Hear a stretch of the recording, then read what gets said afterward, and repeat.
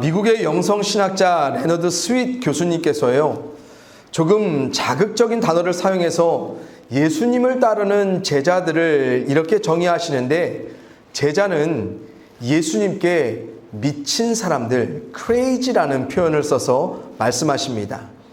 그러면서 이렇게 예수에게 미친 사람들은 당연히 미친 삶의 특징을 나타낸다고 하시면서 이런 말씀을 하세요. 간단한데요. 일단 예수님의 제자가 되면 더 이상 정상으로는 만족할 수 없다라고 말씀하십니다. 여러분, 참으로 인상적인 표현인 것 같습니다. 우리가 예수님의 제자가 되었다면, 그래서 그분을 따르는 제자의 삶이라면 우리는 세상이 말하는 그런 정상적인 삶을 도저히 살아갈 수 없다라는 것입니다. 그래서 세상 사람들이 바라보는 눈에 비친 우리는 뭐다? 미친 사람, 즉 비정상적인 사람들로 보일 수밖에 없다라는 것입니다. 여러분, 이미 세상이 정상적이라 말하던 많은 것들을 거꾸로, 때론 완전히 뒤집으며 사셨던 예수님을 따라 미쳐가는 그 삶이 정상이 아니듯이요, 그분을 따라 사는 그 삶, 정상이 아닌 것 너무너무 당연한 결과입니다. 여러분, 오늘 저는 앞으로 2주간 우리 귀한 성도님들과 더불어서 예수님을 따르는 제자로서 우리가 찾아내서 누려야 할 비정상적인 삶의 한 가지 기쁨에 관해 설교를 나누고자 하는데요, 바라옵기는 특별히 이 설교를 통해서 다시 한번 우리가 예수님을 따르는 제자로서 우리에게 도전되는 비정상적인 삶을, 또한 그 기쁨을 그대로 믿음으로 받아갈 수 있기를 바라고요, 또한 그 믿음대로 순종하는 삶의 실제를 한 걸음 한 걸음 옮겨감으로 하나님께 기쁨될 그 삶을 소망해 봤으면 좋겠습니다. 더불어 오늘날 우리가 세상 속에 살면서요, 아무런 저항과 도전도 또 못 느끼며 무감각하게 너무 세상이 정의하는 정상의 범주에만 머물러 살아가고 있는 것은 아닌가. 그리고 세상의 정상이라 말하는 그 기쁨만을 우리가 찾아 누림으로 오히려 하나님께 기쁨될 삶의 내용들은 점점 우리 가운데 사라져버린 것은 아닌지 우리의 삶을 곰곰이 돌아볼 수 있기를 간절히 소원해 봅니다. 여러분, 우리가 오늘 읽은 본문의 말씀에서 예수님께서는요, 당신의 제자라면 반드시 찾아 누려야 할 기쁨에 관해 비유하시면서 비정상적인 것 3가지를 우리 가운데 도전해 주시는데요, 첫째로 우리가 도전받게 되는 비정상적인 것은 바로 기쁨의 대상에 관한 것입니다. 우리 함께 본문 1절 2절 말씀 다시 한번 읽어볼게요. 같이 읽습니다. 시작. 모든 세리와 죄인들이 말씀을 들으러 가까이 나오니 바리새인과 서기관들이 수군거려 이르되 이 사람이 죄인을 영접하고 음식을 같이 먹는다 하더라. 아멘. 여러분, 본문 1절에 보면 예수님의 말씀을 들으러 지금 어떤 사람들이 나오고 있냐면 세리들과 죄인들이 나오고 있습니다. 그런데 이 광경을 곁에서 지켜보던 바리새인과 서기관들이 2절에서 어떻게 반응합니까? 예수님 앞에서 소리를 내어 수군거리기 시작합니다. 그렇다면 왜 그들이 수군댔어요? 예수님이 뭘 하기 때문에요? 예수님께서 죄인, 그리고 당시 죄인들로 분류된 이 세리들을 영접, 즉 받아들이기만 하는 것이 아니라 당시 친교의 상징이라고 할 수 있는 식탁 교제, 음식 나눔을 바로 이 죄인들과 더불어 아무렇지 않게 함께하고 있었기 때문입니다. 그래서 바리새인들과 서기관들이 예수님 코앞에서 거리낌 없이 수군거릴 수 있었던 이유 뭡니까? 당시 유대 사회에서는 어떤 사람이 봐도 예수님의 행동은 어떤 거예요? 결코 정상적이지 않았기 때문입니다. 이상한 거예요. 아니, 당시 유대 사회에서 제대로 된 사람이라면, 한마디로 정상인이라면 죄인과 세리들을 영접하는 것 말이 안 되는 겁니다. 그래서 정상적인 유대인들이라면 그들과 가까이 하는 것 자체를 피하든지 아니면 강력하게 거부하며 그들을 오지 못하게 제재해야 하는 것이 마땅한데요, 오히려 예수님은 그들을 거리낌 없이 영접하고 계신 거예요. 더군다나 당당하게 친밀함의 상징인 식사를 그들과 함께하는 것, 유대사회에선 도저히 용납할 수 없는 삶의 규율이자 규범이자 관습이었습니다. 그런데 예수님께서는요, 죄인을 영접하고 그들과 함께 음식을 먹는 것 어때 보여요? 지극히 정상적인 것처럼 보이지 않습니까? 그러니 어때요? 사람들의 눈에 비친 예수님 비정상적이기 때문에 수군대는 겁니다. 바로 그때 주님 앞에 대놓고 수군대는 바리새인들과 이 서기관들을 향해 비유하신 것이 누가복음 15장 전체에 기록된 잃은 것에 관한 예수님의 3단 콤보 비유입니다. 여러분, 누가복음 15장에는 총 3가지 잃은 것에 관한 비유가 나옵니다. 오늘 우리가 함께 볼 첫째, 두 번째는 뭡니까? 잃은 양과 잃은 드라크마에 관한 비유고요. 마지막 셋째는 우리에게 익숙한 탕자의 비유라고도 알려진 잃은 아들에 관한 비유가 그것입니다.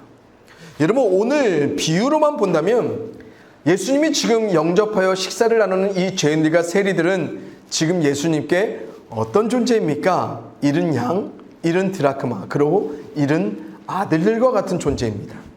그래서 비유의 주인과 같이 주님에게 죄인과 세리들은요, 잃어버렸기 때문에 다시 찾아야 될 사람들, 그래서 그들을 찾으면 정말로 기뻐해야 할 대상이 바로 그들입니다. 그래서 다시 찾으면 너무너무 주님의 마음을 흡족하게 기쁘게 할 사람들이 바로 그들이었어요. 그러기에 예수님께서는 친히 자신에게 나오는 그들을요, 거리낌 없이 영접해 주셨고, 더 나아가 당당하게 사람들의 의식을, 사람들의 눈치를 의식하지 않고 그들과 함께 음식을 나누고 계십니다. 그런데 바리새인들과 서기관들에게 그들은요, 결코 기쁨의 대상이 될 수 없었습니다. 이런 사람들을 보면서 종교적으로, 도덕적으로, 윤리적으로 흠없이 살아가려는 바리새인들과 서기관들, 어떻게 정상적인 관점에서 그들을 보면서 기뻐할 수 있었겠습니까? 그들에게 죄인과 세리들은요, 기쁨의 대상 자체가 아니고요, 그들은 잃어버렸다 찾아야 될 사람도 아니고 그냥 잃어버려도 무방한 사람들입니다. 그래서 그들에게 죄인들과 세리들은요, 찾아야 될 사람 아니에요. 찾아서 기뻐해야 될 사람도 아니에요. 비록 이들은 같은 유대인일지언정 이들은 잃어버려도 될 만한 사람들, 마땅히 잃어버리며 잊고 살아도 될 만한 그런 사람들이었습니다. 아니, 그들에게 이런 사람들은 아예 찾지 말아야 할 사람들. 왜요? 죄인이거든요. 사회적으로 죄인이란 낙인 찍힌 세리들이거든요. 그런데 놀랍게도 예수님께서는 그들을 향해 다시 찾아야 할 잃어버린 사람들이 바로 이들이다. 그래서 너희들도 나처럼 그들을 찾았음에 기뻐해야 된다라고 비유하시는 말씀이 오늘의 말씀입니다. 그러나 바리새인들과 서기관들 눈에 지금 가장 못마땅한 지점이 어떤 지점입니까? 바로 예수님이 말씀하시고자 하는 바로 그 지점이에요. 비정상적으로 왜 지금 사람을 가려받지 못하냐는 것입니다. 받을 만한 사람들, 찾을 만한 사람들을 찾아서 기쁨을 누려야지 왜 사회가 정의한 정상의 범주를 벗어난 그런 사람들을 기뻐하면서 그들을 찾아가냐는 것입니다. 그래서 그들은 그것 자체를 용납할 수 없었습니다. 사랑하는 성도님들, 오늘날 우리 기독 신앙인들이요, 반드시 회복해야 할, 그래서 찾아 누려야 할 비정상적인 기쁨의 근원이 바로 여기 있습니다. 그러나 안타깝게도요, 우리들도 어느덧 바리새인들과 서기관들 못지않게 주님이 기뻐하시는 기쁨의 대상들을 우리의 기준과 우리의 잣대에 따라, 때론 우리의 감정에 따라 점점 선을 그어가며 살아가고 있습니다. 그래서 우리 눈에 안 들어오는 사람들, 우리에겐 전혀 유익이 될 것 같지 않은 사람들, 그래서 그들을 찾았을 때, 그들을 봤을 때 기뻐할 수 없는 그 사람들이라면 우리에게서도 그들을 향한 믿음, 그들을 다시 찾아야 된다는 생각 자체가 아예 없습니다. 그리고 솔직히 주님 말씀 따라 그런 기쁨을 굳이 찾아내어 누려야 한다는 믿음조차 이제 우리에겐 거의 남아있지 않습니다. 그래서 우리와 함께 신앙생활을 했던, 우리와 함께 기쁨과 슬픔을 공유했던 사람들이 어느 날 우리 곁에 보이지 않아도요, 이제 우린 이상하게도 아무렇지가 않습니다. 마치 당연히 없어져야 할 사람들이 없어진 것처럼 안타까운 마음조차도 들지 않을 때가 참 태반이고요. 우리 곁에서 하나님을 잃어버린 채로 살아가는 누군가와 여전히 삶을 교제하고는 있지만 그들이 하나님이 찾으시는 기쁨의 대상이라는 그 마음을 영 안에선 갖고 살기 쉽지가 않습니다. 그리고 예배 가운데 진행하는 삶의 자리에서 우리는 얼마나 주님의 기쁨 되길 원한다고 찬양하고 고백하며 기도하고 소원하지만 정작 주님께서 그토록 기뻐하시는 그 일에는 별로 관심이 없고 그 삶에 참여하는 우리들이 없습니다. 그런데요, 오늘 본문의 말씀을 보면요, 예수님께서 잃어버린 그 대상을 찾았을 때 이토록 자신의 기쁨을, 이토록 하나님의 기쁨을 극적으로 생생하게 표현한 구절이 또 복음서에 찾아보면 거의 없습니다.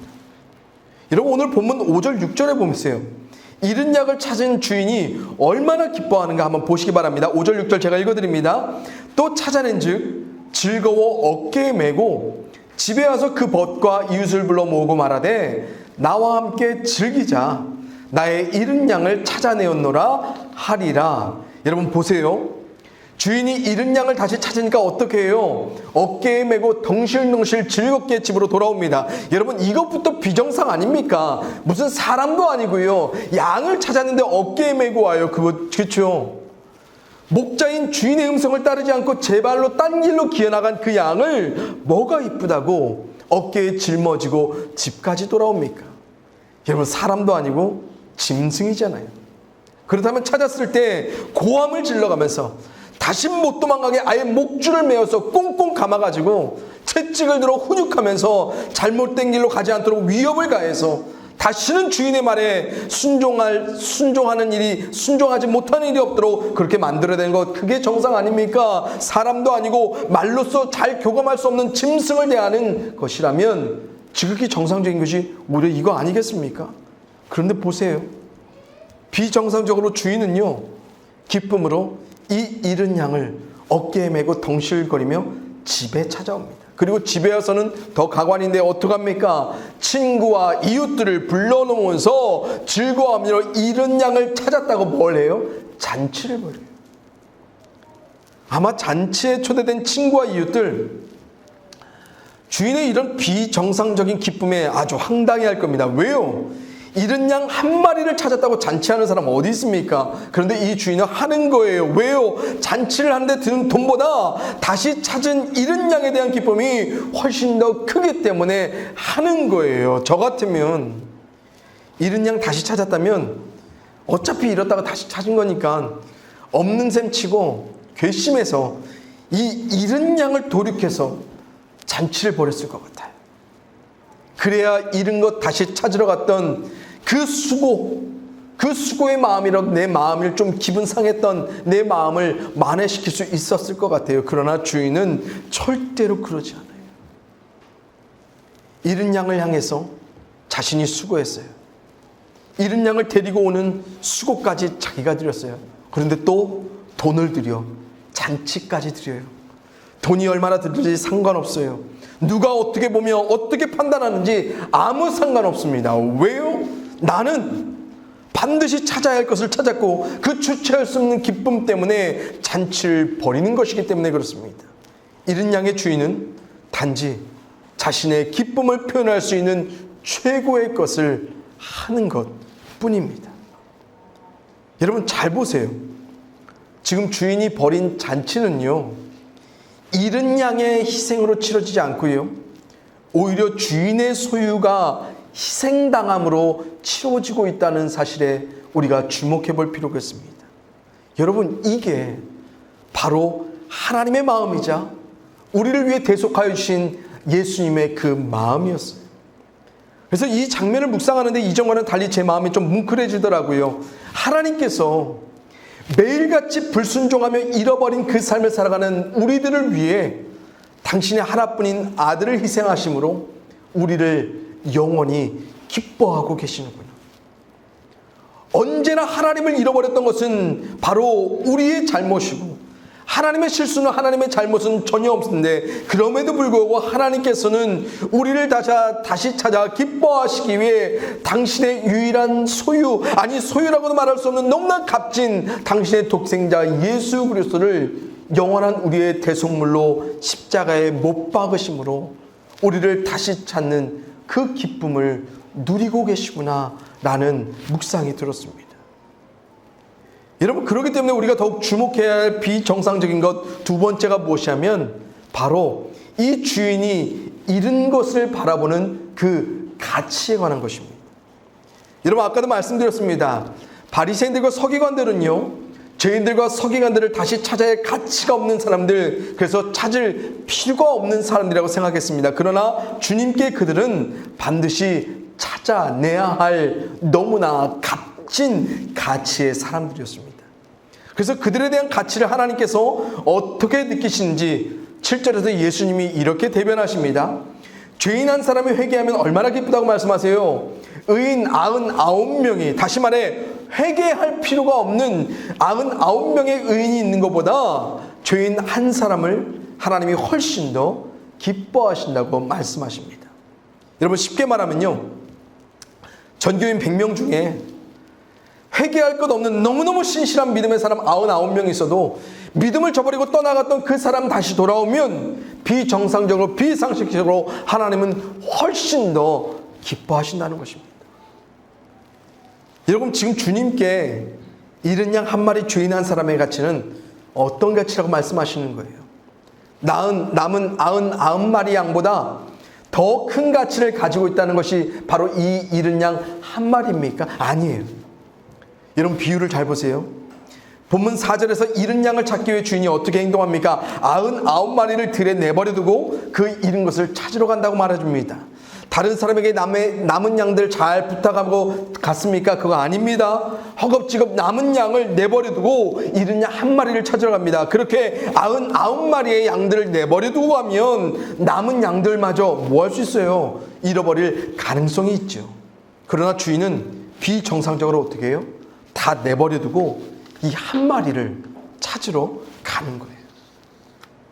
그렇다면 이 비유에서 주님께서 강조하시고자 하시는 포인트가 무엇입니까? 남은 99마리의 양이 한 마리 양보다 소중하지 않기 때문에 그런 거 아니에요. 상대적으로 남은 99마리의 양들보다 잃은 양 한 마리가 더 가치 있었기 때문이 아니에요. 단지 주인에겐 잃은 양 한 마리는 그냥 100마리 양들 중에 한 마리가 아니라 남은 99마리의 양과 동일한 절대 가치를 지닌 양이었기 때문에 그는 내버려 두고서라도 찾으러 갔던 거예요. 그래서 주인은 잃은 양 한 마리를 찾으러 갈 수밖에 없었던 겁니다. 왜요? 잃은 양은 없어도 되고 찾지 않아도 될 만한 가치의 것이 아니라 절대로 필요한, 반드시 찾아내야 할, 절대로 잃어버리면 안 되는 절대 가치의 양이었기 때문에 그렇습니다.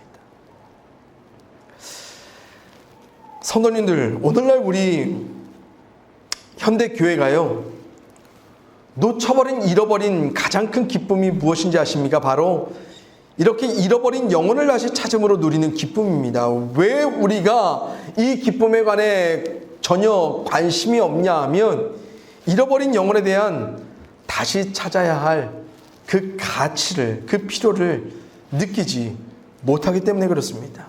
왜요? 정상적으로 우리끼리만 가만히 있어도 남은 우리끼리 충분히 기뻐할 수 있기 때문에 그렇습니다. 굳이 그래서 수고하며 찾아가며 잃어버린 자를 찾을 필요를, 그 가치를 못 느끼는 거예요. 그런 비정상적인 기쁨을 나의 수고를 통해, 나의 부지런함을 통해 우리가 기뻐해야 할까? 정말 그렇게 찾으면 기쁘기라도 할까? 우리는 의문할 뿐입니다. 그런데요, 예수님께서는 그런 우리들에게 오늘 분명하게 도전하십니다. 우리 눈에 보이는 이 비정상적인 기쁨이 누구의 기쁨이라고 말씀하십니까? 우리를 찾아 기뻐하셨던 만물의 주인 대신 하나님의 기쁨이라고 말해요. 이 비정상적인 기쁨은 우리의 기쁨을 위해 수고하며 찾아 나서야 할 것이 아니라 바로 우리의 주인 대신 우리가 믿는 그 하나님 아버지의 기쁨 되기 때문에 우리의 수고를 더해 감당해야 된다라고 주님께서 말씀해 주신 겁니다. 그래서 셋째로, 잃어버린 영혼에 대한 하나님의 가치가 회복되면 하나님이 기뻐하실 그 일에 우리가 어떻게 반응해 가야 된다라고 예수님께서 비유해서 반복하며 강조하십니까? 여러분 4절, 8절 두 구절의 말씀 우리 한번 같이 읽어봅니다. 시작. 너희 중에 어떤 사람이 양 100마리가 있는데 그 중에 하나를 잃으면 99마리를 들여두고 그 잃은 것을 찾아내기까지 찾아다니지 아니하겠느냐. 어떤 여자가 10 드라크마가 있는데 하나를 잃으면 등불을 켜고 집을 쓸며 찾아내기까지 부지런히 찾지 아니하겠느냐. 아멘. 언제까지 찾아요? 잃은 것을 찾아내기까지 찾아다니지 않겠느냐. 여러분 지금 잃은 양이요, 우리 잘 아는 찬송가 273장 있죠. 나 주를 멀리 떠났다 이제 옵니다. 나 이제 왔으니 내 집을 찾아 주여 나를 받아 주소서 매 하면서 그렇게 스스로 돌아온 거 아닙니다. 너무 똑같아서 여러분들이 깜짝 놀라시는군요. 여러분 그렇게라도 돌아오면 주인이 맞아주는 것, 그거 정상입니다. 우리의 눈에 봤을 땐 정상이에요. 그러나 주인은 비정상적이에요. 주인이 스스로 나간 양을 찾으러 가요. 주인이 금방 찾은 것도 아니에요. 찾을 때까지 백방으로 주인이 찾아다녔어요. 언제 찾을 수 있을지 기약도 없었어요. 하지만 그 인내함의 모든 수고를 주인 스스로가 들여갑니다. 잃은 양이 주인의 품으로 돌아오기까지 수고한 것 단 하나도 없습니다. 오히려 비정상적으로 주인이 잃은 양을 위해 찾을 때까지 아낌없는 수고와 인내로 희생해 갑니다. 여러분 드라크마 비유도 동일해요. 등불을 켜고 집을 쓸어가며 부지런히 주인만이 찾아요. 다른 이유 없어요. 왜요? 잃어버린 그것은 반드시 찾아야 할 절대적인 가치를 갖고 있기 때문에 그렇습니다. 여러분 오늘날 교회 안에서요, 새생명 축제니 총동원 주일이라는 것 같이 교회 행사로서 잃은 사람을 찾는 것에 주목하다 보니까 우리는 행사이기 때문에 참여하기 위해 우리는 이런 일들을 해야 된다라고 생각할 때가 참 많은 것 같습니다. 또 어떤 때는 이런 행사의 전도왕으로 등극하는 영예를 얻고 싶어서, 아니면 교회의 성도 수가 줄어들고 있다는 그 위기의식 때문에, 아니면 점점 교회 사역이 원활하게 돌아가지 않으니까 더 많은 사람들을 모아야 한다는 그 목적 때문에 잃은 영혼을 찾기 위한 동기화가, 목적화가 이루어질 때가 참 많이 있지요. 하지만 사랑하는 성도님들, 이 모든 것들은 우리 기억 속에 싹 지워버리시죠. 오늘 우리가 잃어버린 영혼을 찾아야 하는 분명한 이유는 다른 거 없어요. 하나님이 그들의 돌아옴을 통해 기뻐하시기 때문에 우리가 찾아가는 거예요. 우리가 그들에 대한 가치를 완전히 깨달았기 때문에 우리가 나가는 것이 아니라 만물의 주인 되신 하나님이 그들을 그렇게 끔찍이 가치 있게 여기시기 때문에 우리가 그 마음 따라 단지 우리의 수고를 들여가며 그들을 찾아가는 것뿐이에요. 하나님이 그들을 끝까지 찾아 기뻐하시기 원하시기 때문에 하나님께 기쁨될 그 일에 우리가 끝까지 쓰임받기를 순종하며 나아가는 것입니다. 여러분 이제 우리가 설교 후에 부를 찬양이기도 한데, 나 주님의 기쁨 되기 원한다는 이 찬양, 우리가 참으로 오랫동안 고백하며 살아오지 않았습니까? 오늘 주님의 기쁨이 이것이라 더없이 분명하게 우리에게 도전해 주는 말씀입니다. 결코 모호하지도 추상적이지도 않아요. 잃어버린 그 누군가는 언제나 우리 곁에 있기 때문에 그렇습니다. 오늘 비유를 통해 예수님은요, 잃어버린 영혼을 다시 찾아야 하는 우리에게 다른 이유와 조건을 말씀하지 않으십니다. 하나님이 기뻐하니 그 일에 동참하라 말씀하십니다. 하나님이 찾아내며 기뻐하시는 그 일에 우리도 그 기쁨에 참여해야 된다고 단지 분명히 말씀해 주고 계십니다.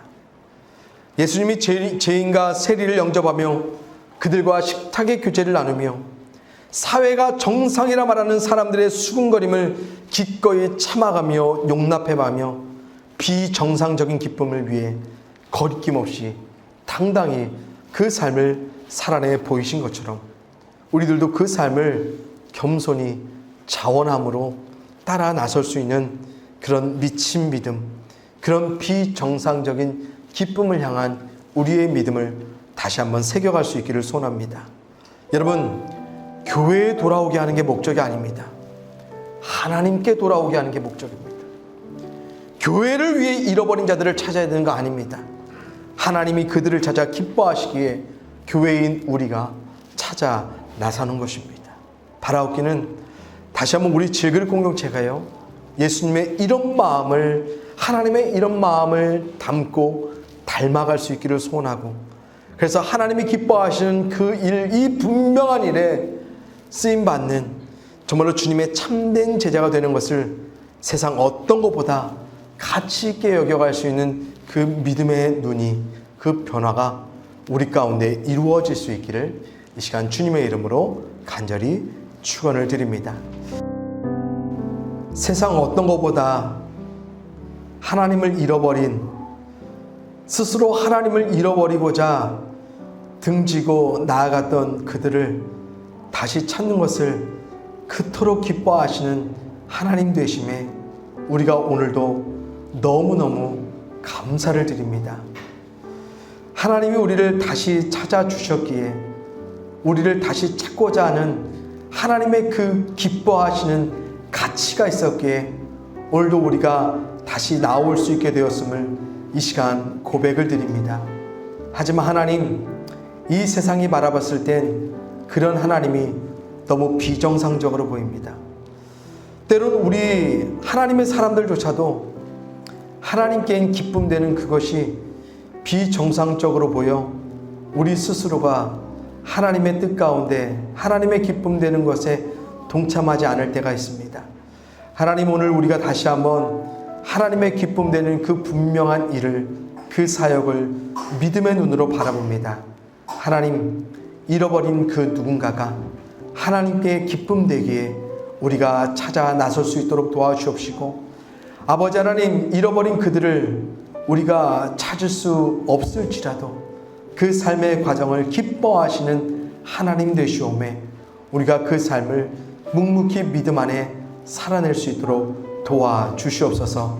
하지만 하나님, 결과를 우리가 지을 수 없는 것이기 때문에 우리의 마음 가운데 넉넉한 마음 갖기 원합니다. 전전긍긍하지 않게 하시고 매달리지 않게 하시고 분명하게 하나님의 기쁨될 그 삶을 살아가게 하여 주시옵소서. 또한 때론 우리의 수고가, 우리의 희생이 따를지라도, 그것에 대한 보상이 없을지라도 우리가 묵묵히 하나님 기뻐하실 그 삶 가운데 우리의 것들을 희생하며 하나님께 기쁨 될 수 있는 넉넉한 믿음들도 허락하여 주시옵소서. 하나님, 지금도 우리 기독교는 수많은 자들을 잃어가고 있습니다. 그렇기 때문에 우리에겐 하나님께 기쁨 될 삶의 기회가 참 많이 있는 줄 믿습니다.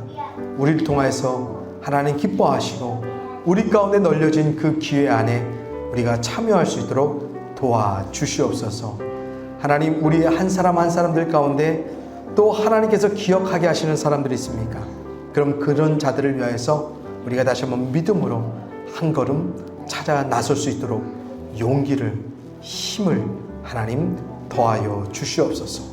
하나님께서 우리를 통해 온전히 기뻐하시기를 원하옵고, 사랑이 많으신 예수 그리스도의 이름으로 감사하며 기도합니다. 아멘.